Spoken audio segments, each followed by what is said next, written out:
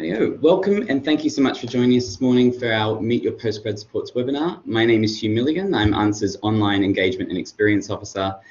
I think workshops like this are particularly valuable given our current circumstances.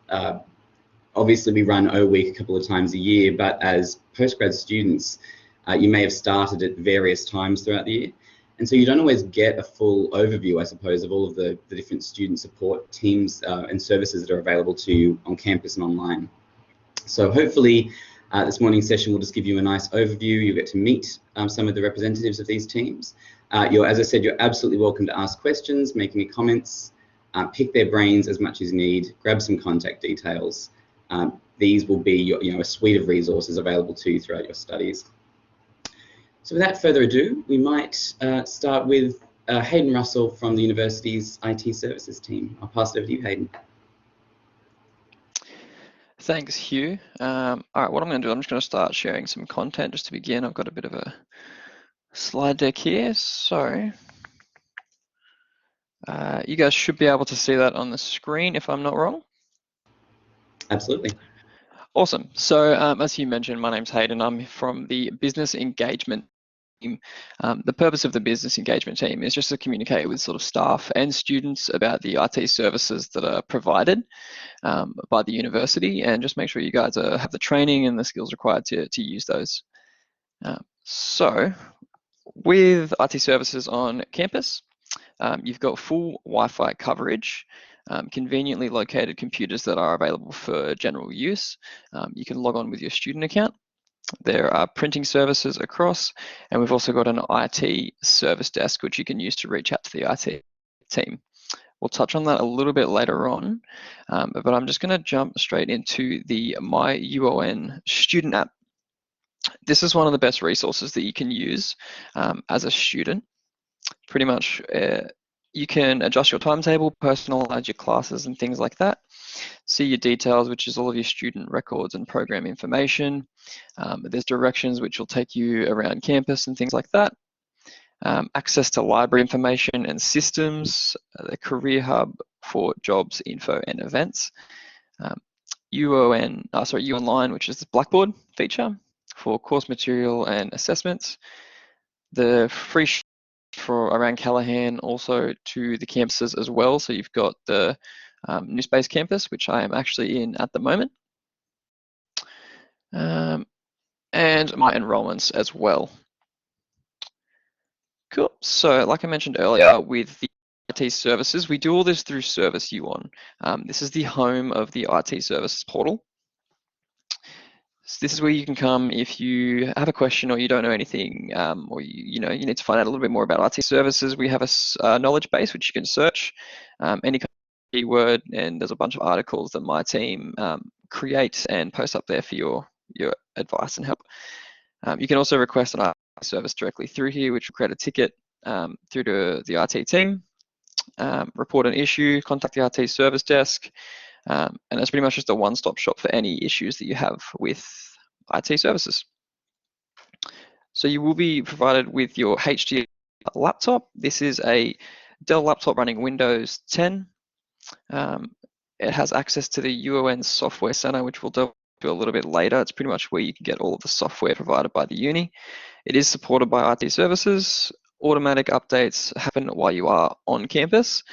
But I'd always recommend backing up your data to OneDrive yourself. Cool. So on that, keeping up to date, it is important that you do frequently jump on the university's Wi-Fi network. This is how the device updates automatically.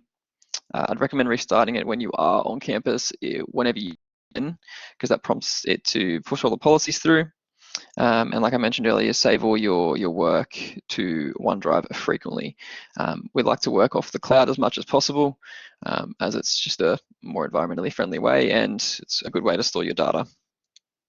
On that, if you were to take your device off campus, if it's going to be longer than 90 days, please contact IT services, because we will have to set you up for off-campus use, which is things like installing the VPN software before you leave, so you can access the university network from far. And Also, make sure you do have a stable and affordable internet connection so your device can still update remotely as well. So I mentioned earlier the software center.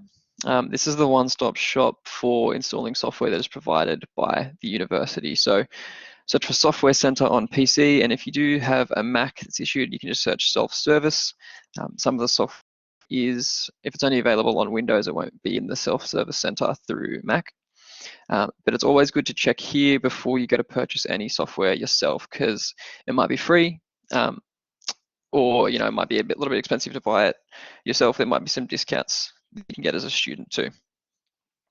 Some of the software that we do provide is the entire Microsoft Office suite, which includes OneNote, easily take and organize notes. It's very freeform. You can move any of your images and things and notes around in each notebook that you've got. Copy paste information from anywhere, great search features. You can create a book for each semester, a section for each course, and pages for each lecture or topic. I know I used this myself as a student quite a lot, and it was great to go back to in notes before exams and things like that. One of the collaborative tools we've got is Microsoft Teams. Great way to communicate with staff and students. You can work from anywhere as long as you've got an internet connection. You can book meetings through it, share files. You can even work on the same document at the same time. It doesn't share any of your personal information, and you can set up and track tasks with Planner.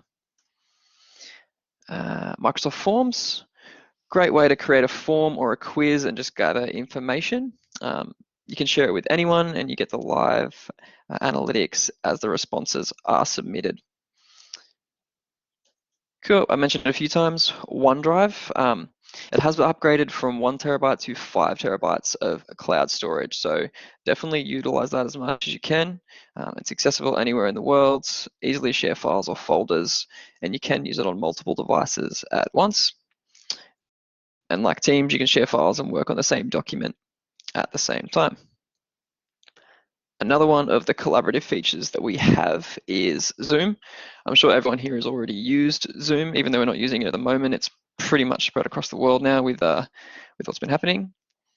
So you can have conversations while sharing documents in real time. You've got your one-click meetings, meet with anyone, anywhere, and you can share your screen with ease. Cool, moving on to EndNote. Personally, IT won't have too much involvement with EndNote. We can help you with the installation and things like that, but it's best to communicate with the library, as they're the ones that actually facilitate and manage this afterwards. But you can book a meeting with your research librarian. It's got a Microsoft Word plugin, access to thousands of databases. But yeah, if you do have any questions about that, definitely take it up with the library staff that will assist you a little bit better. Which brings me to the library service point. So if you do need to communicate with anyone, you can come through here. You can book an appointment with IT services. Essentially, this is a sort of a tech bar that we've got at the library. So if you are in our community and you do have any kind of issues, you can walk up, have a chat to us now. You can book an appointment through the booking system, and we can just assist you with a bunch of the softwares that I mentioned earlier. And just to top it off, we do have Sophos antivirus, just to protect you and your data from viruses, malware, trojans, things like that. This is just provided across all of the devices.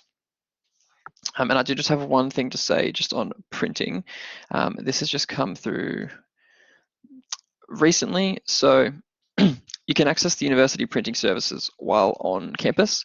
The first you need to print, just check the IT facilities webpage on how to get started, because I believe the printing is changing for students as of the 13th. So just keep an eye out for that information.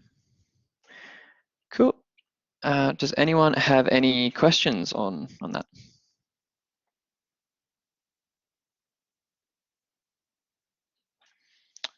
Nope. If we're all good, I might just hand back to you, Hugh. No worries at all. Thank you so much for that, Hayden. But look, if any of you do have questions later on or beyond this workshop, I think we've got one now.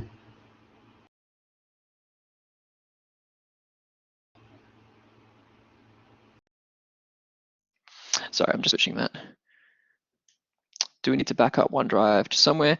No, that's done automatically. So if you do need help with setting that up, when you do sign into your OneDrive, it will sort of prompt you to run through the backup process. Once you start that, it'll do it automatically. So you won't need to manually back your files up elsewhere.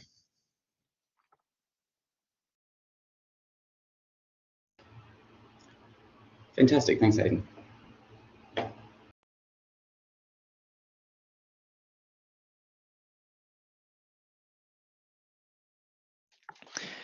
Do we contact IT if we want to set up a different program as a default?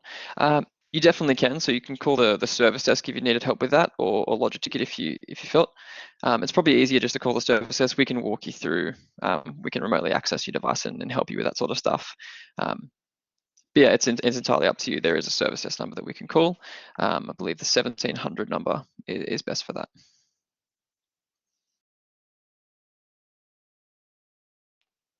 No worries. Any other questions for me?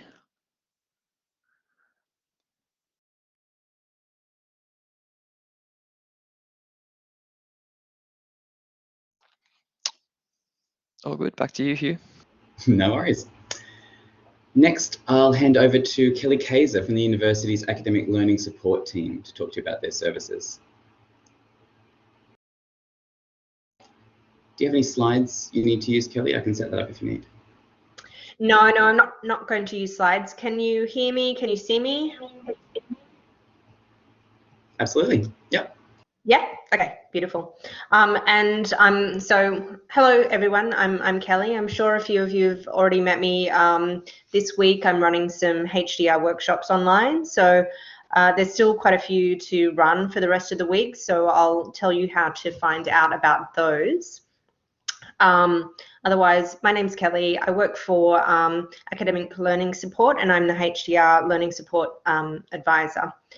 So what you could expect from our services is, I guess, anywhere along your journey, especially at the beginning, if you're not quite sure about academic expectations or time management or sort of reading and note-taking skills, those sorts of things that we can certainly help with. So I guess you've got you've already heard from, I think, sorry, I came in a bit late. I think it was library. And you've obviously got your supervisor or supervisory team, and they're helping you with the direction that you're going in, and refining your research questions, those sorts of things. So aside from that core focus on your research questions, the parameters, doing your literature review, etc., we can help with the mechanics of going through that process. So at the moment, the workshops that I'm running this week focus on things like writing the literature review. That workshop will be on Thursday, and writing the research proposal will be a workshop on Friday. So if you haven't already signed up, I'll show you how to sign up for that. And they're free. This workshop series runs 3 times a year. So if you miss out this week, that's not a problem. It'll run again in September, and then start again next year. So just coming back to what we can assist with. There's kind of a grey area and overlap, obviously, across the university and what different people do, but primarily our focus would be on assisting you to understand academic conventions. So what's expected in terms of academic English, academic writing, how to write appropriately in certain genres. So maybe, obviously writing in different sections within your PhD, we can sort of guide you with that. We also assist with referencing, so can give you some insights into referencing, but library would probably be able to help you with the tools more so. Anything like getting advice on the steps in the process as well. So when you're doing your confirmation, you've got to write a document, so getting feedback on that document. You've got to do a presentation, so getting upgrading your presentation skills and getting feedback on your presentation if you'd like to do a practice presentation. sort of, I guess, anywhere along the way where you would like to develop time management, reading, writing, listening, speaking skills. We also do have support in terms of English as a second language. So I guess think about those meta skills, those peripheral skills that aren't really focused on subject matter content, but we can help you to learn that content, absorb that content, manipulate that content in terms of how to organize ideas, to incorporate sources into your writing, those sorts of things. So as I said, we've got a workshop series that's running this week, and it runs 3 times a year. The next one will be in September. In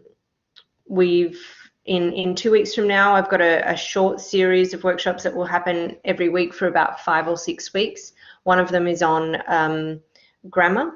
So we would look at the participants in the group would submit a piece of their writing, just like a 1-page piece of writing. We'd de-identify that, share it with the rest of the members in the group. We'd all have a read, write down some comments, and to then come back and discuss what could potentially be improved in that text. And then we practice rewriting it so that we're, as a group, learning how to identify errors or weaknesses in text and how to actually correct or improve them. So that's the grammar session that will be starting in a couple of weeks. And we've got a speaking session that will also be starting in a couple of weeks. It will run for about 5 or 6 weeks, depending on attendees' needs. And that one, again, is not kind of teaching speaking. It's just looking at speaking in academic context and trying to figure out ways that we, the participants in the group, could improve in those areas. So perhaps it could be speaking with your supervisor. So there may be miscommunication occurring in meetings with your supervisor. So we sort of go through things like that, or perhaps it is preparing for a seminar presentation or your confirmation presentation. It could be ways to improve pronunciation and comprehension, so out in the broader community. So yeah, those are 2 offerings, and then the core offering that is throughout the year is individual consultations. So you can book yourself in fortnightly for 1 hour or 50-minute individual consultations where we can talk about anything that you're really working on in terms of what I mentioned before. We can even look at pieces of your writing, and I can give you feedback. So just in terms of it's available all year round. You can book yourself in fortnightly.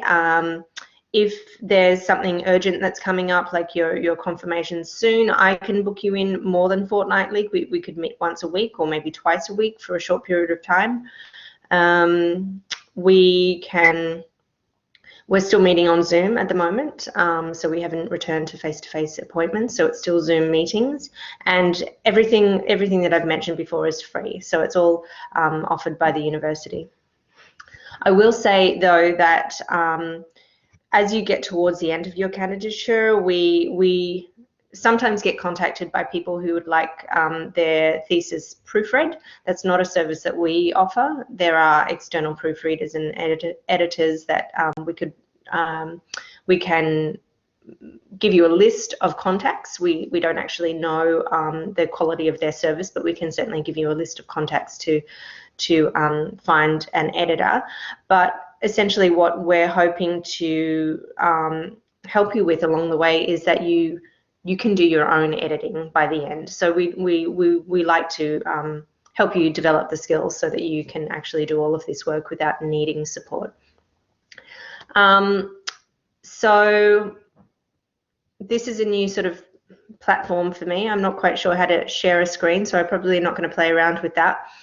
But I will just tell you, if you go to on the university homepage, on the top right, where you see there's a blue box with white lines in it, and that's your drop down to find current students, and under current students you can find academic support. And within there, you'll find the workshops, the individual consultations, the HDR individual consultation bookings, and you can go in there and you can book in today for, there's a reading strategies workshop this afternoon, there's writing the literature review tomorrow, and writing the research proposal on Friday. Otherwise, just book in for September. I think that's probably a good general overview at the moment, and yeah, without being able to show you the website, I think I'll probably leave it open to questions if you've got anything that you'd like to ask to confirm. Have any questions for Kelly? I can share that from my end if you like as well, if that's helpful to you.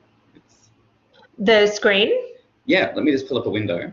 Yeah, okay, that would be great. Otherwise, yeah, I know I've used it in here before, but it doesn't seem obvious to me. That's no worries at all. I'll just quickly bring that up. I've got the university's website up. Let's have a look here. There it is.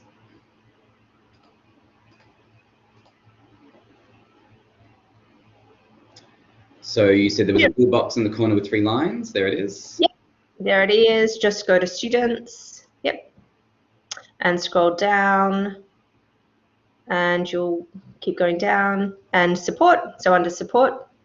Academic support there. Academic support, yep. And that's us, academic learning support. So basically, if you go to the left there, you can see workshops, consultations, and advisors. So that's where you can find the information about what's on and how to book in. So you can view all workshops, and on that left-hand list there under, so on the left-hand list you can see, sorry, go slightly to the right, and just there you can see higher degrees by research. Yes. So go down, yep, and that's me. So you can book in for, yes, I don't know, I feel like I look like a nurse, like I'm wearing a nurse's outfit or something. But so you can book now for individual consultations. Otherwise, if you scroll back up, that takes you to the list of workshops. And I think if you just go in there, Hugh. It'll be on Career Hub. Oh no. Yep, so pre-confirmation workshops, that's what's happening this week. So you can go in there.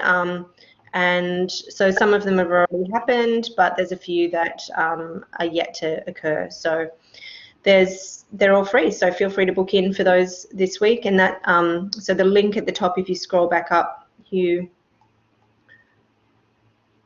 there? Yeah. So register for workshops, and that'll take you to Career Hub. Yeah. So you just have to log in, and I think it goes directly to the place that you need when you get into Career Hub. If not, it's I think it's just look for workshops. Yeah. Thanks, Hugh. No worries at all. Thank you. Were there any questions?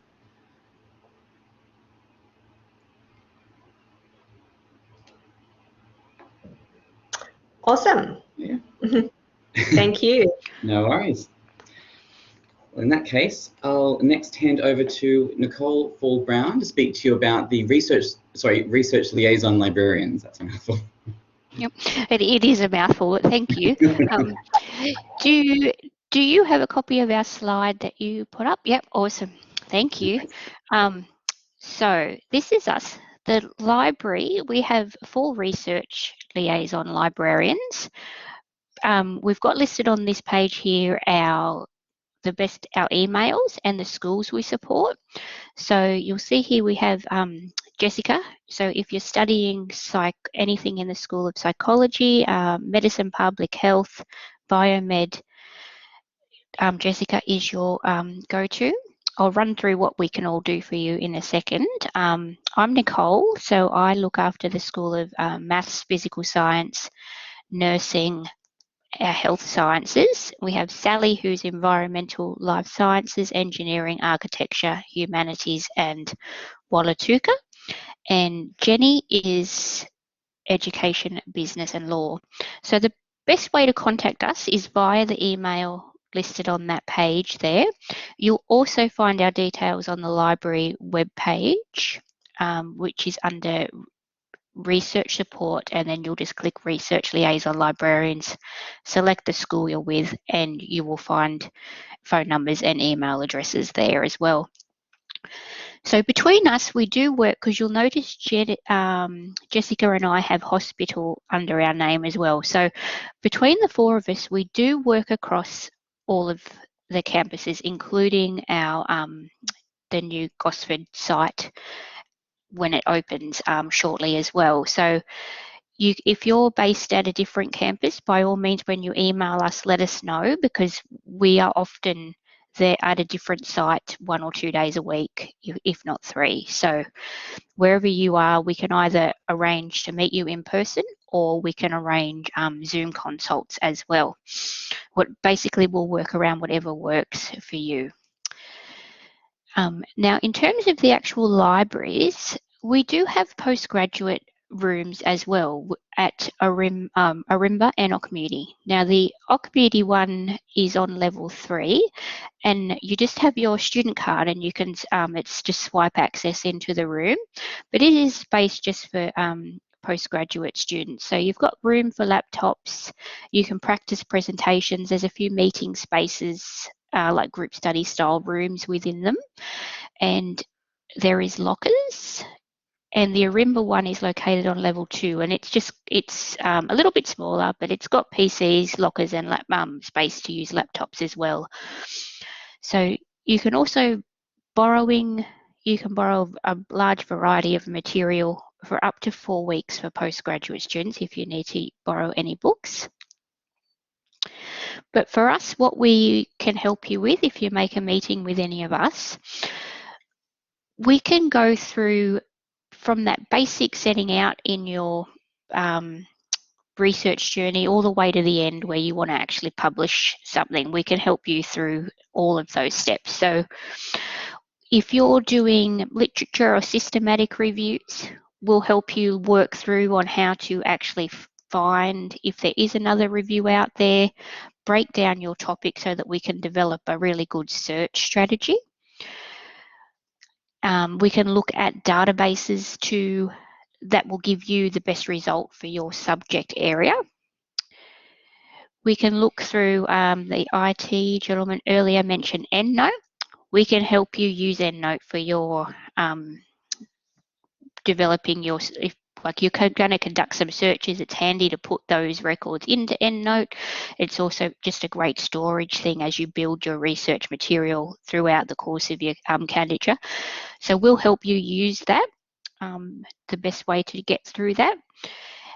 We've talked a bit about databases. If you're looking at publishing at all, we'll help you go through and look at the best ways and the best outlets for you to actually do that in.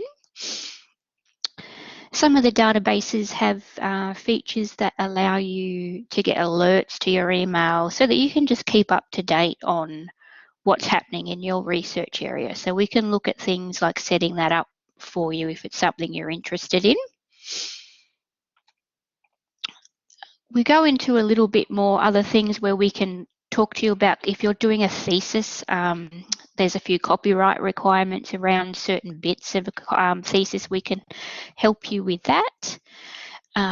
If you're into research data or anything in that area, we have some resources available for looking into that. And if you start moving into with supervisors, whether you need to do grants or looking at publishing, we can look at things that are how to get the best out of what you've already done to show what you've already done to best meet the need of what you're after. The other thing, which is something that will be useful if anyone is thinking of publishing at some point, is to create an ORCID account. This gives you a little identifier number which stays with you forever. It's a free thing to set up. You'll find some links to that off of our research page on the library website. And whenever you start publishing, you can actually assign this to your name. But for the best bit for you to know to take away from today's session is if you're just starting out and you want to write a paper, you're starting a thesis or an article, get in touch with us. We will help you look through those databases and recommend ones that are going to suit your topic and look at how we can develop a search strategy to get your get you the research material you need to get that process started. And that's us in a nutshell. Is there any questions?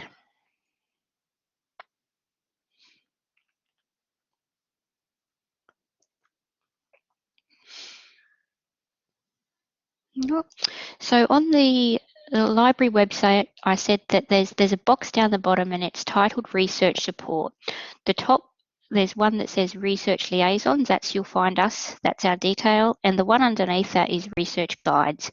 So as a starting point, it is often handy to look through and have a look at what resources we've got available on those guides, and then make a time to have a chat with us. But thank you.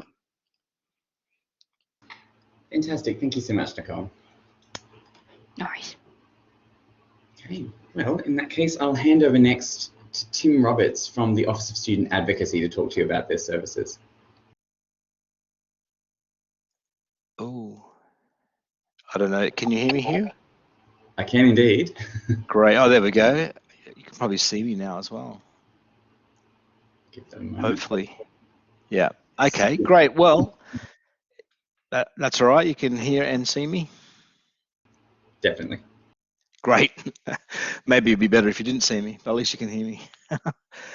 Thanks, Hugh. So as you know, so many great services across the university to help students with their postgraduate journey, and the Office of Student Advocacy at the university is another one of those that we can, you know, and it's an interesting one because I guess the services that our office offers postgrad students, you don't really know you need them until you need them.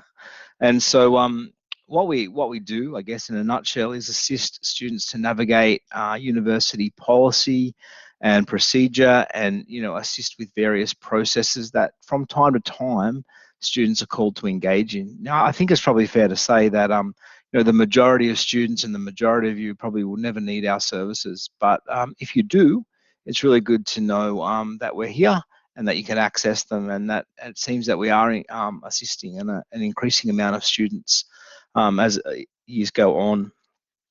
So because we all need a little bit of extra help sometimes. So what we do is, yeah, help you navigate that, I guess, some of those postgraduate study things in regards specific, you know, to policy and procedure. So some of the things that we do is we can provide an understanding here to your policy related issues. We can give you information and advice about policies and procedures.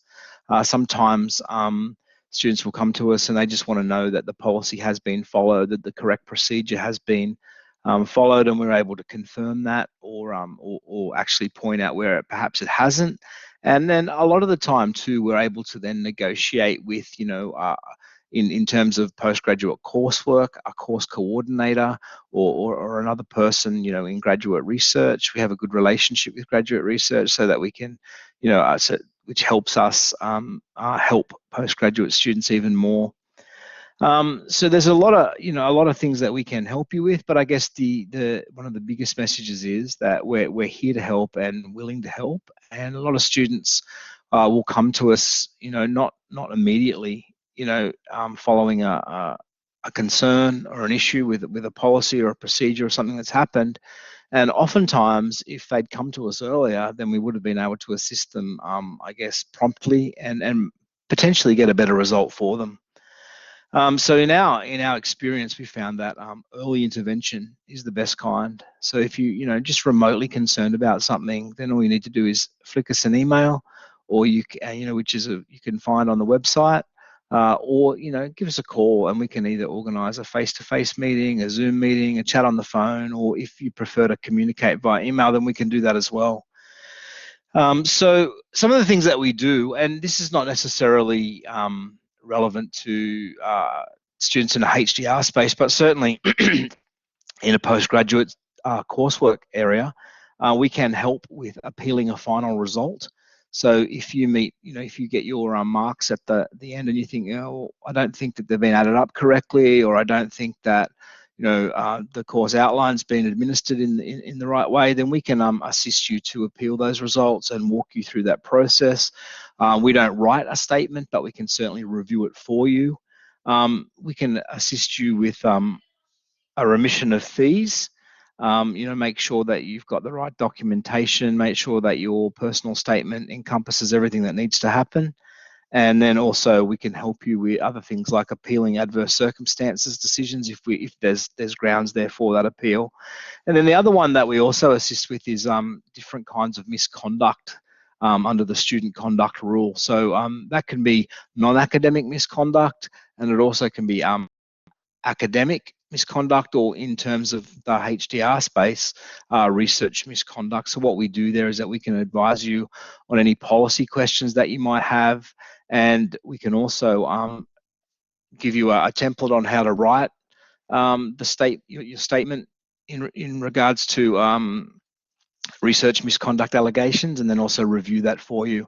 Now, again, you hear all that, particularly when you're starting out on your postgraduate journey, and you think, whoa, there's a lot of things that can go wrong.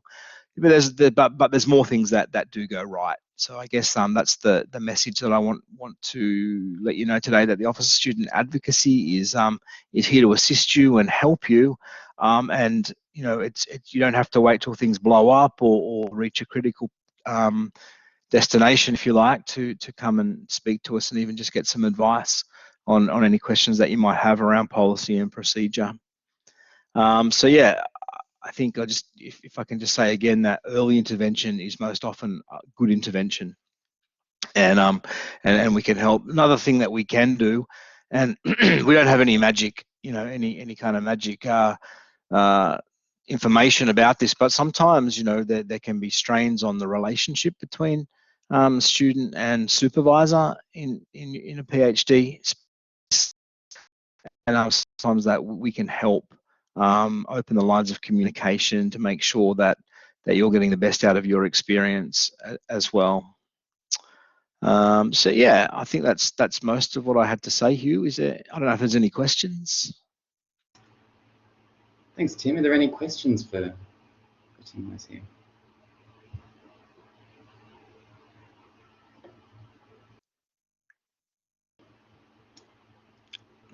That's fine, and certainly, if you if you have any questions later, then you can more than able to contact us or Hugh, and he can get in touch with us as well. So absolutely, and I might quickly add that we at UNSA have a really good, strong relationship with the Office of Student Advocacy. Yes. If you need, to be referred on, or even if you just want a support person to attend a meeting, we're always happy to assist with that as well. But yeah, Hugh is actually excellent in that. I'm not trying to get you some more work there, Hugh, but he's actually really good in that. As a support person in a meeting, certainly. Fantastic. Well, thank you again, Tim. That's terrific. No worries. No, that's just us. Yeah, that's just us. So I guess it's one of those things that hopefully we won't see you, but if we do need to see you, then we're more than welcome to work with you and support you through whatever process you need at the time. There Moving on, I will next pass over to Monique Cassie from the UON Careers and Student Development team. I'll just grab your slides as well, Monique. Thanks, Hugh. Awesome. Hi, everyone. It's really great to hear about these fantastic supports available to our postgrad students, so that's really good. I'm just here briefly to let you know about the careers service. If you haven't used our service before, we'd encourage you to come and see us anytime. We're here for postgrads, and we're actually here also for you when you leave the uni and move on to other things. It's almost like lifetime membership, so we are happy to support our alumni as long as they need it. So just really briefly, just to give you an idea of what we can do to support you through your studies and afterwards, we work with postgrads, and you may have used our services if you were at this university as an undergrad, possibly, but we work with students to do career planning and sort of career direction sort of thing. So if you're a little bit unsure about where you might be heading, whether you're at the beginning stages of your study now, or you're coming to the end of it and you're making some plans, come and have a chat. We can help you sort of consolidate some of your thinking. We assist students with job search and applications and all of that sort of nitty-gritty sort of stuff when you actually have to put those applications out there and have those interviews for those jobs outside of study. But we also support students to find work while you're a student here, because you know you have to eat and we need to pay bills. So if you're looking for some part-time or casual work, we also can support you to do that. So if you're interested to get in touch with us, to make an appointment for an individual consultation or to attend a group session or whatever you'd like to do, there's a whole range of things available to you as students. You can find all of that stuff on our website. So there's a link here, or you can just put careers into the website, uni website, and it'll take you straight to that. You can see what we do and how to contact us. I'll just quickly point you to a couple of key resources that you may be familiar with, or if not, you might find useful. If you're interested in looking for work as a current student, part-time or casual, or looking as part of your sort of thinking ahead for what opportunities might be out there once you finish study, whether that's in industry or in academia, whatever we see, we sort of try and pop up onto Career Hub. So we have a jobs board there that you can put your own filters to, so you just get the job alerts to the things that you're interested in. We have a range of resources there. Any events, career-related events we have, or workshops we promote via Career Hub, and you can book into those on this platform. As students, you have access to this already, so it's just a matter of going there and going straight in. And you can book your appointments this way. You can also send us questions online. So if you're not really necessarily wanting to have an appointment as such, but you have a quick question, you can just send that through to us online and we can just answer that for you quite easily. There's another platform we have available which you might be interested in using when you are looking to apply for work of any sort, and it's called Career Essentials. It's basically an online toolbox for you as students that you can access. If you haven't put together a resume before, you need to update it or fix it up. We have a resume checker built in, so you can actually put your resume through the resume checker and it'll give you a percentage and a score and let you know where you could improve. If you haven't started writing a resume before at all, or you would like to start a new one, we also have a builder, so that just gets you started. We have interview simulators where you can do mock interviews and practice, and that can be for job interviews. It can also be useful for things where you're applying for other, if you're applying for grants, you have to have an interview for that, for example. You might find an interview simulator a useful practice tool. So there's a range of things on this platform that might be useful for you as you go through your studies and looking for career-related information. And finally, if you, as I mentioned before, are looking to earn a little bit of extra money while you're studying currently, we have a program where we try to encourage all the people at the university to employ students where possible, and so we promote those through our Jobs on Campus programs. So if you're here anyway studying, wouldn't it be great if you can work here too? So have a look at that if you're in this position where you'd like some extra work, or even looking to get additional experience, and see if there's anything that grabs your eye there. In order to contact us, we have a presence on all the campuses, and with the new Gosford campus opening, we will also have some sort of presence there. We're just working out what that's going to look like, but you can contact us most easily probably through our website, or by giving us a call on the number on the slide here. But you're also most welcome to pop in to any of our campuses and say hi.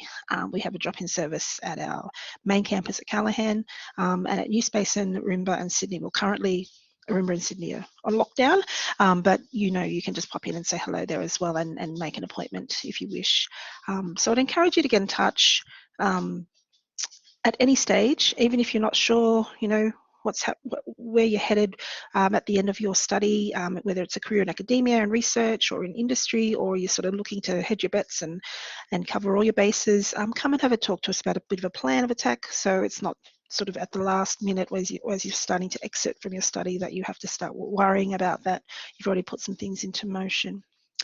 That's it from me. If anyone has any questions, happy to take those. Otherwise, please, feel free to get in touch anytime. Fantastic, thanks Monique. Were there any questions for Monique while she's here?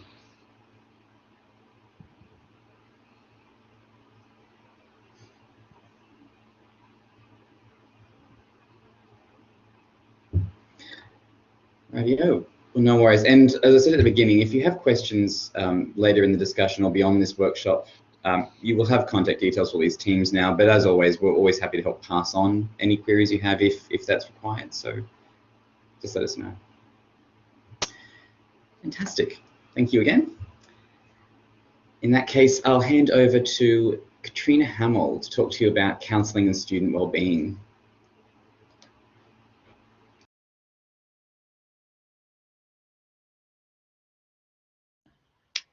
Hi, can you hear me okay? I can indeed, yes. Great.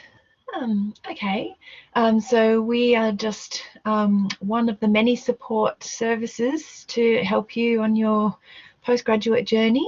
I guess there might be times during your experience where you might feel you would like some support in terms of your well-being. So that's what we're here for. So in terms of I guess, first of all, how to make an appointment. We have a system where if you look up the counselling sort of page on the website, and I'll have a link to that in a moment, we have a request for appointment form. So we just sort of ask for a few details and ask you some questions, and then we kind of have a someone on staff who is a triage advisor, and we kind of look at what's going on and work out how best to help you. More often than not, it will start with an appointment with a wellbeing advisor. So they're kind of a first point of contact, and that's usually a shorter initial session where they find out a bit more about what's going on, check in with how you are, provide some immediate support, some brief assistance, and maybe referral to some other services. And those staff have relevant qualifications in psychology or nursing or OT, those kinds of things. Then they can refer you internally to one of our counsellors. So the counselling service usually provides short-term assistance, usually sort of 3 to 5 sessions, and it can be about any issues that are affecting your well-being and or your academic functioning. So it might be about mental health, but it might be about relationships, it might be about stress, it might be about sort of other things that are going on. And so all the counsellors are registered psychologists or clinical psychologists or accredited social workers. Probably an important thing is to feel or to know that all the counselling sessions are completely confidential, so there's no communication with anybody else sort of on the campus. It's usually only with your written permission that they might sort of contact other people like supervisors or other academic staff, but that would only be with your express permission. The only exceptions to confidentiality would be if there was any safety concerns, and they would talk about that with you, or if there are any legal reasons. In addition to the counselling, so up there on the slide we've got counsellors located in a number of locations. So Callaghan, New Space. We're going to have a counsellor located at the HMRI building once a month, starting later in July. But with, I guess, COVID over the last sort of year or so, we've gotten quite good at being able to provide telehealth appointments. So if you are studying by distance, or if there's a reason you can't sort of meet face to face, we can provide phone appointments or Zoom appointments. Other services we offer include the online drop-in sessions. So that's a way to connect with any of the a counselling staff member without an appointment. So sometimes resources and being what they are and demand sometimes during busy times in semester, there sometimes is a bit of a wait to see a counsellor. But with the online drop-in, we're utilising Skype at the moment, and it's a messaging function. So you can type in a message and a counsellor will type respond to you and type back in real time. So they might be talking to more than one person at a time. No one else can see what your conversation is. So sometimes there might be a bit of a delay in their response, but it is a way of just being able to connect with someone, ask questions, you know, just debrief about things, get some brief support. As a starting point, that's a good way to do it.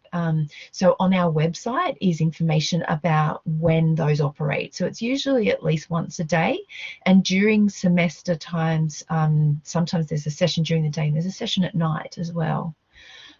We also run different presentations and workshops, and I can tell you a bit about what's coming up in a moment.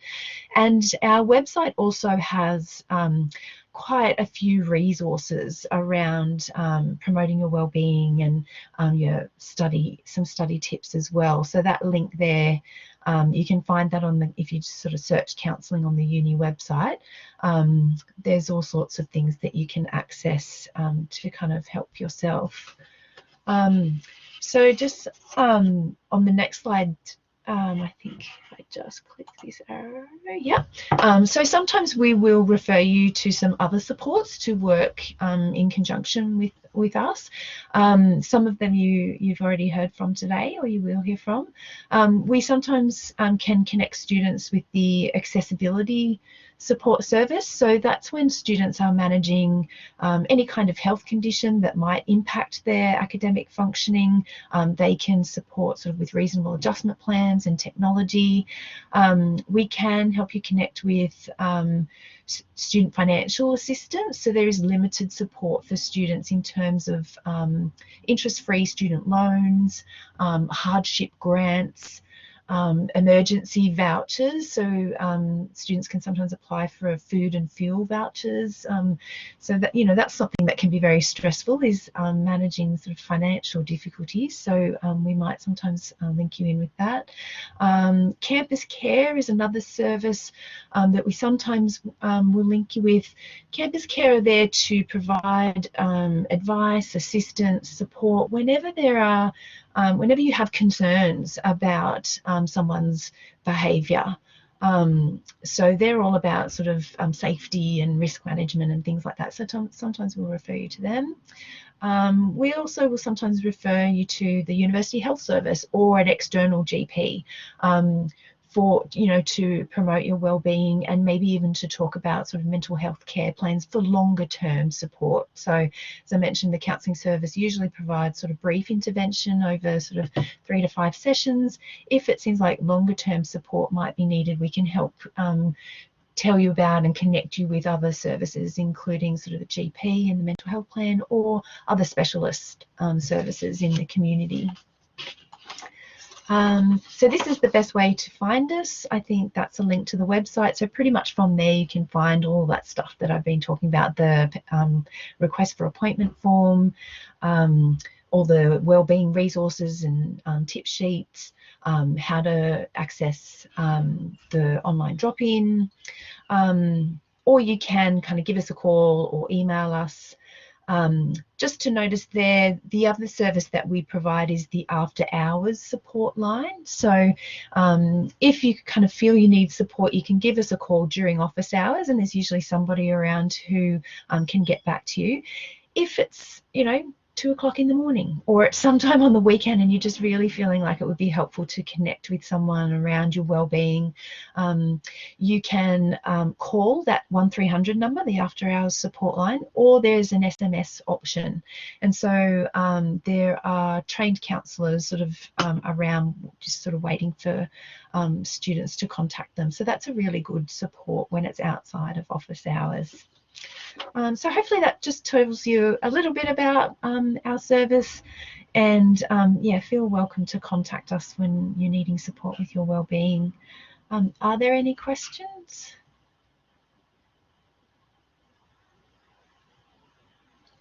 No, I'll leave it with you. All right, thanks. No, thank you so much, Kat. Okay.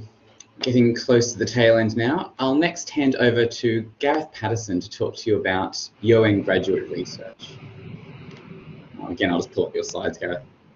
Okay, thank you.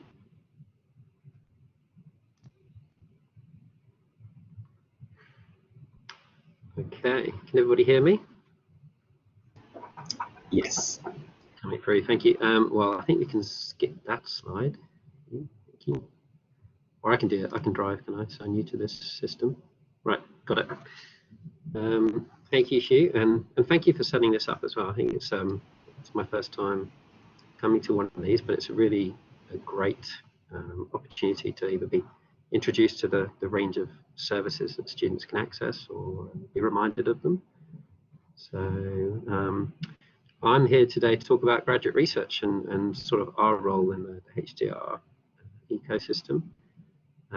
My role is as the manager overseeing research training, sort of development programs, governance, in inverted commas, that's sort of the policy side of things, and communications as well. But we as a unit, we are the sort of administrative academic hub for higher degree bioresearch. So we kind of sit a little bit in the background, certainly in comparison to your schools, where you'll get a lot of your sort of higher degree, your research identity, and you'll be plugged in with what's happening there and your peers and other academic researchers. So what we do is work away, as I say, in the background, making sure that certain processes run smoothly. Some of those I'll go over now. Hopefully you've all also had the opportunity to attend one of our meet and greet sessions. So you'd have met with one of my colleagues online to talk about some of these things as well. So I'll just reiterate those if you have attended one of those. So the first thing I wanted to talk to you about was the confirmation process. So this is quite a significant early milestone in your research degree. There are 3 elements to it really. There's the written document that you'll be working on within your first 12 months of candidature, which could be, for instance, a critical review of recent work in the field, update of your research proposal, probably have a timetable for completion of your thesis and a comprehensive statement of the resources required to complete the project. And then that will be submitted to a panel, and then you'd have an oral presentation on that and a verbal defense of the research proposal as well. So that process allows you to receive objective confirmation that your research direction is sound, the methodologies are appropriate, and the standard of writing is satisfactory.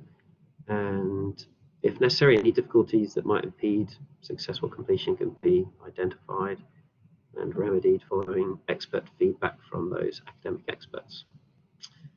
So as I say, it takes place within 12 months of commencement. I'm sure it's sort of in your eye line already, and you're having discussions with your supervisors about how to approach that, and that's the appropriate way to sort of handle that. The progress reports as well, so that's something that we sort of oversee, but from your point of view, what it will look like is hopefully a conversation with your supervisor about how things are going at the appropriate time, and then there is you'll get a link inviting you to complete your side of the report, which is a confidential report, which means it doesn't get shared with your supervisor. Your supervisor also does a confidential report, and then you also do a joint report, which is more about looking ahead over the next 12 months and maybe a development plan if required as well. So for people who commence quite soon, it's likely that you will undertake a mid-year report, which will be coming out in the next couple of months, because everybody has to do one within the first 6 months of candidature. Most students, well, domestic students in particular, will usually only do a report once a year, around about November time.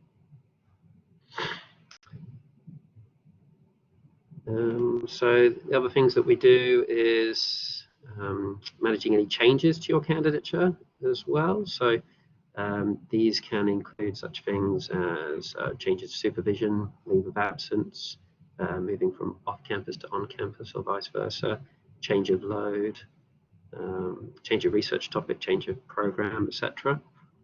So there's a question coming up. I can answer that now from Amanda. How often do part-time candidates need to submit progress reports? That's a good question.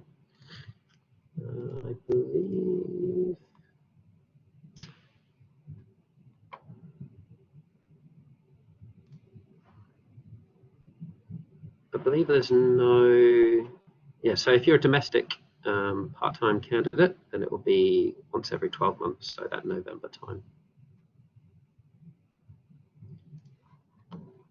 Hope that helps.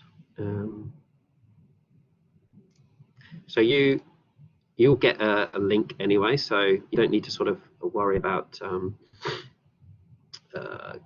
being proactive and being sort of aware that you need to do something at a certain time. You'll get a link asking you to complete a report, have that conversation with the supervisor, and then you'll be given probably about 2 or 3 weeks, maybe a month to get that done. I'm not entirely sure. But if you've got any queries on that as that information comes through and you think, oh, maybe this doesn't actually apply to me, then just let us know. Okay, so yes, so if there's any changes to your candidature, that's something that, again, will be discussed with your supervisor. You'd complete one of the forms that you'll find on our website and then send it through to us, and then we would handle the relevant approvals, get that process for you and confirm once that's all gone through. We've also got up there managing the thesis submission and examination processes. I think we'll probably not go into too much detail on that. That might be not relevant for you at this point in time. But you'll find information on that on our website as well if you want to be super prepared. There's the thesis examination guidelines that I would really encourage you to be aware of actually quite early, because that might start to shape, even at this early stage, how you go about your research. For instance, you might already have in mind whether or not you would be doing a thesis by publication or just a traditional thesis. So it's got information on what you need to know on that. As I mentioned at the top, we do oversee the university's research training workshops and seminars.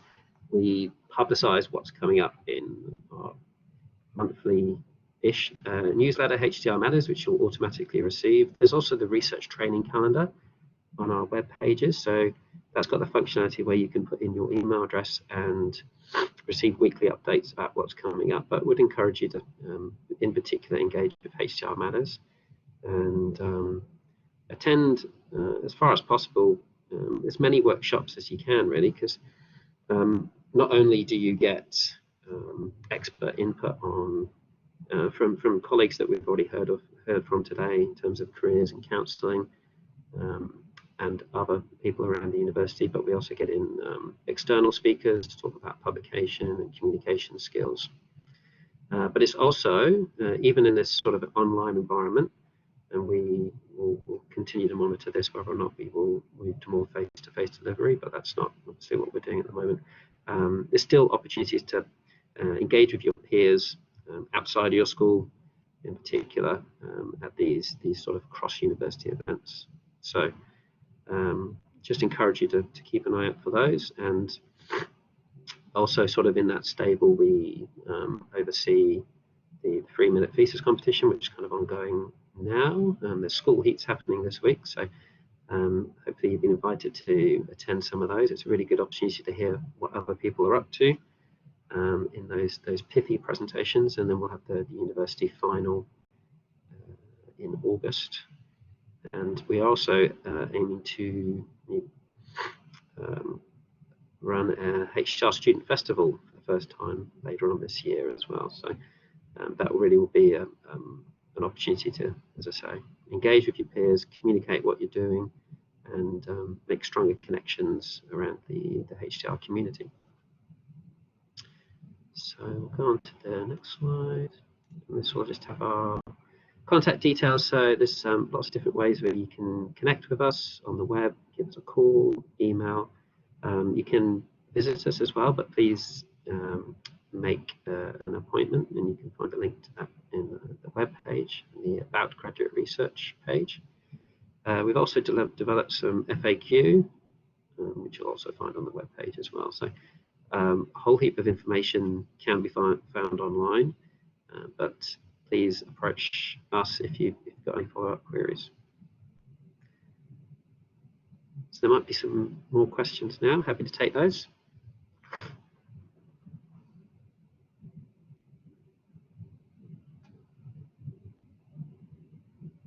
If not, back to you, Hugh. Fantastic. Thank you so much for your time, Gareth. Okay, that leaves one final service to talk to you about, which is mine. I will just quickly bring up our slides.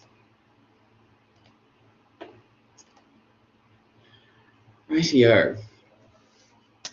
As I mentioned at the beginning, I'm Hugh Milligan. I work for UNSA as its online engagement and experience officer, but there are quite a few of us in the office and online. And as I said, I'll just take you through quickly who we are, a little bit about what we do. The first thing to know about us is we are funded and, oh sorry, my slides are doing some weird things, by the way, so I apologize for all the overlapping text. We are led by and funded by students like yourselves. So we are funded by your SAF fees, your student services and amenities fees that you pay each year. That goes to a ton of things on campus and online, but a little chunk of that goes to funding us. And we are led by a board and a student representative council comprised of students like yourselves who are elected each year to govern and to guide the association. It's also really important to note that we aren't part of the university itself. We sit outside of it as an affiliate. So we are very much your association. We are, as I said, we are led and funded by you. We're based across all of the onshore university campuses. So Callaghan, of course, we have an office, Arimba.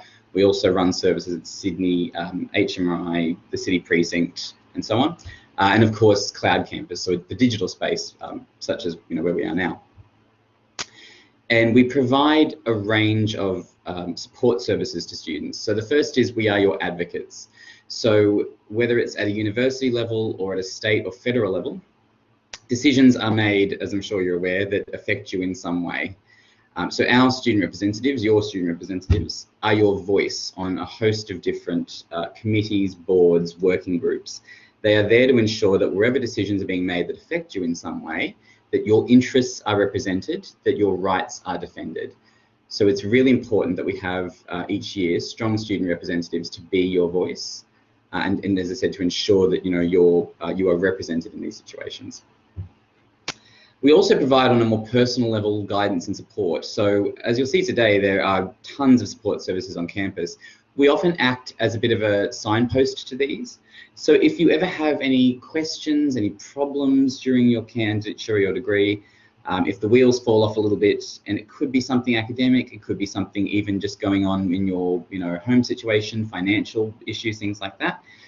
We of course have services in-house we can provide to support you, but otherwise we can help connect you with other services that are positioned to give you the best assistance. We are intimately connected with all of the other services on campus. So as I said, we can absolutely help give you the right options as opposed to get you the answers you need. And I'll talk a little bit later about some of the services we have in our offices and online. On a more fun note, we run a ton of workshops and social events. I'm sure you're aware of these because we're currently in one of them. We try to upskill you in a range of skills that aren't necessarily discipline specific. So things like careers and employability, time management, assertive communication, public speaking, things like that are soft skills, transferable skills. We either, again, facilitate these ourselves, or as we're doing today, we bring in fantastic presenters who can provide these skills to you. We want to make sure that you have a really good, well-rounded skill set when you graduate. I think a lot of postgrads, particularly those in research, sometimes mistakenly think that having a brilliant specific knowledge in their field is going to be their sort of golden ticket to open every door in their career that they're looking to open. But as you'll soon discover, beyond the walls of this university, employers in industry, academia, research are looking for a range of other skills, whether it's things like teamwork, communication, self-advocacy, things like that, assertiveness. These are things that we aim to foster for you by connecting you with the right people, basically. So we run a ton of workshops throughout the year. Social events wise, again, we run a plethora of things from barbecues, trivia nights, lawn games. We've run in the past online board game sessions, movie watch parties.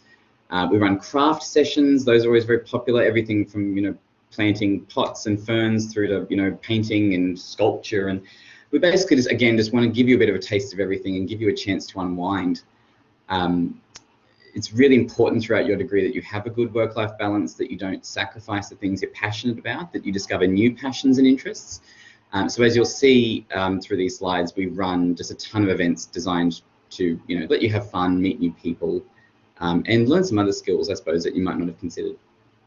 We also facilitate student clubs and societies. These are a brilliant way to, again, discover new interests or to make new friends through the interests you share. As you'll see, again, in one of these slides, there are a ton of clubs that we have affiliated with us. You'll see these on our website. You can join any club you like. In fact, if you have an idea for a club that doesn't yet exist, it's actually quite easy to start one, and we can assist you in actually forming a new club and giving you financial and logistical support so that you can run events, that you can meet and organize and do cool things. So clubs and societies are a really great way to enrich your experience, and we definitely encourage you to join some and to really dive into it. I realize I'm probably covering several slides in this, so I might jump forward a little bit. Oh, okay, these slides are doing some weird things, apologies. This one essentially says that we represent all students. We have different team members, different committees that have different portfolios, represent different students. So, as I said, regardless of your level of study, the campus you're based at, whether you're a domestic or international student, we have both student representatives and staff who are there to provide services and support you. All students are absolutely welcome at UNSA. I mentioned this a little bit earlier, but we are led by an SRC, a Student Representative Council, and above them a board. They are, as I said, the governing voice of the association. There is an election that's held each year. I think our next election is coming up in the next few months, in fact, so you'll hear about it quite shortly. You are absolutely welcome to nominate yourself for any positions that align with your own studies and student identity. Each member of the SRC also forms their own committee. So even if you aren't elected to a particular position, you will see opportunities throughout the year where you can join a particular committee and still contribute to representing student voice and governing the association, bringing forward new ideas and so on. So again, keep an eye out. Wherever opportunities open up, we'll let you know. But it's, you know, it's never too early in your studies to take a more active role in student advocacy and helping improve your student experience and the experiences of others. I mentioned earlier our workshops and social events. This is just a small selection. You'll see again on our website, we add more of these every day. Obviously COVID has made some of these a little tricky, so we have adapted these as best we can. But in terms of workshops, we regularly run accreditation courses. So these are really, really popular with students. So things like first aid courses, RSA courses, mental health first aid is another really popular one that you can get official accreditation for. We've run in the past legal workshops that look at your rights as a tenant, as an employee, or as a cyclist or motorist on the road. We've run for postgrad students quite a lot of Shut Up and Write boot camps, so writing sessions. In fact, one of these is running online all day tomorrow. You will see that on our website as well. We work with the careers team, as I mentioned earlier, to run careers sessions. We've worked with people like Katrina, who you heard from earlier, to run workshops on things like assertive communication. We also run all of the training for the 3-minute thesis competition that Gareth mentioned earlier as well. So again, this is just a selection, but we try to give you a really good holistic skill set that you can use. And social event wise, as I said, we run lots of little weekly events and some larger things too, like big Halloween blowouts, end of year events, things like that. Clubs, as I mentioned, this is a small selection of them. Some of them are based on social activities, they're recreational, so things like the D&D club, the Writers Club, the Sign Language Club. There are a couple of different dance clubs which are really, really popular. The Pirate Crew, which do all sorts of piratey things throughout the year.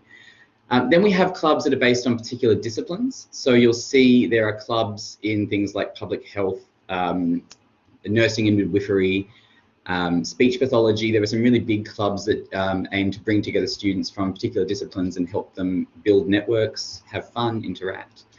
And then we have a lot of cultural clubs. So we have clubs based on particular cultural backgrounds. So for example, APSA, the African Postgrad Student Association.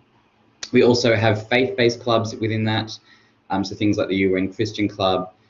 Again, you'll see all of these in the clubs directory on our website. And you're welcome to join any that interest you. And as I mentioned, starting a club is actually not that difficult. We have a full set of guidelines that we've written up quite recently. These are on our website too. They have really detailed instructions on basically how you develop an idea for a club, how you have a chat with us, how we can help you find other interested students, and how you then come together and actually turn that into a formal club and get funding and support. And as I said, you know, it's not just funding we provide. We can assist you in booking the venues you want. You know, if you've never had to cater a large event, or if you've never had to, you know, book a musician, you know, work out sort of those sorts of logistics, we can absolutely help you with these things. We also have printing services. You'll get a space on our website, all of that as well. Opus Magazine is something else we host. This is a student publication that came over to us from NUSA, one of the old associations, a little while ago. It's been running on campus for more than 70 years. It's got a really fantastic history as being the voice of students in terms of student media. So print issues come out regularly throughout the year. You'll find those on newsstands at several of our campuses, including Sydney, Callaghan, Arimba. I think there's several in town as well at Newspace. But otherwise, you'll see online articles uploaded almost daily on our website. They're always looking for contributors. Our media editor, Tyler, is fantastic. Yeah, she's always looking for new voices. So you're welcome to reach out to us if you would like to write an article or you'd like to get involved. Even if you're, say, a photographer and would like to do some work, or an illustrator, you know, we're always looking for students to contribute their talents for Opus. Our website, I mentioned, I won't walk through this completely. I know that you've already absorbed quite a lot of information this morning, but I would absolutely encourage you to jump on there and have a bit of a play. unsa.org.au. The big features that are worth looking through regularly are our events calendar. So the calendar you'll see on there, you can actually filter by campus or keyword. You can actually narrow down the events you're looking for that are in your neck of the woods. And as I said, there's a ton of different things that run. So it's really important, I guess, to keep an eye on that regularly and see what's coming up so you don't miss anything exciting. We also add to that calendar events that are being run by other teams. So things like counselling workshops, workshops that, say, the librarians might be running or that careers might be running. We add these here as well so that you can get a good overview of everything that's of interest to you on campus and online. Otherwise, the other big feature I mentioned is the clubs directory. On there, you'll find a full list of all of our affiliated clubs. For each of those, you'll find buttons to get in touch with them, to join the club, to check out their social media. You'll see what events they're running. So if you want to come along and sort of learn more about what they do. And again, I'd encourage you to jump on there and see what clubs might interest you. It's a really great way to expand your student experience. Finally, you'll see in the top right there's a button that says Join Us. It is quite handy to actually sign up to the site and officially become a member. That login will allow you to do things like join clubs, register for different workshops that might be running if there's a capacity or a limit on them, and there is a little more than usual with COVID.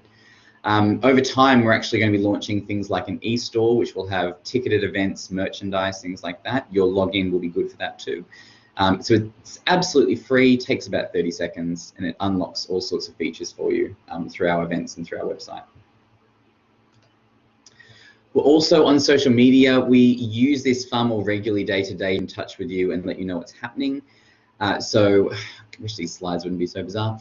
So our Facebook page is fantastic for news, also just for upcoming student opportunities. So for example, if there are some local discounted events or services for students, if there's a really cool, you know, concert or festival or a conference or anything like that, we'll put that up on Facebook as soon as we're aware of it. It also just gives you updates on some of the stuff that's happening in the office and you know, advocacy news, things like that. Instagram is a fantastic one for just all of the events that are happening. You know, we put up photos for these. We put up little profiles of some of your student representatives and some of our staff, so you know who you can reach out to. So Instagram is always quite fun to join as well. And finally, on LinkedIn, we have a profile as well. And so if, for example, we have new jobs opening up for students, if we have other sort of employment-related news and opportunities, it is quite handy to follow us there, and so that you'll be made aware of these as well.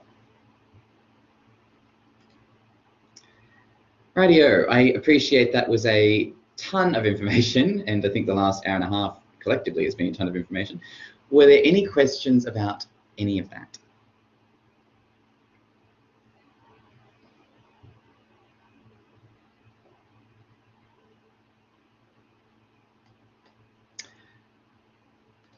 Rightio. Well, in that case, thank you so much for coming along this morning. As I said, this workshop is being recorded. I will add the recording to our YouTube channel. We actually have an online space where all of our recordings are accessible. That is accessible through our website, so you'll see there under Answer Recordings, but I'll also send you out an email as well, so you can go back, and re-watch any portion of this you like. But again, thank you for joining me this morning. And hopefully we'll see you around at some of our events, and hopefully you'll make good use of some of the fantastic services you've learnt about this morning.